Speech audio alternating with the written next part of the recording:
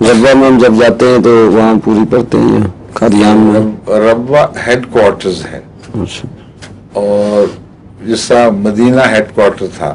جی head quarter اور چیز ہے، اور خلیفہ وقت خود اگر مسافر ہو کہیں تو آپ اسے ملنے جائیں تو آپ نمازیں پوری پڑھیں گے.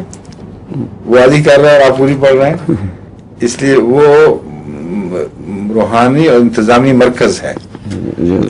اور اس کا جو تعلق ہے سفر سے ہے، چونکہ اس لیے مٹی گارے کے ہیڈ کوارٹر سے زیادہ تعلق ہے.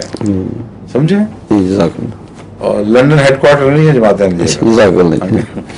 اور وہاں بھی توئی ہے. ہیڈ کوارٹر میں بھی دو آراء ہیں. بعض لوگ سمجھتے ہیں کہ مسافر ہیں اس لیے حرج کوئی نہیں.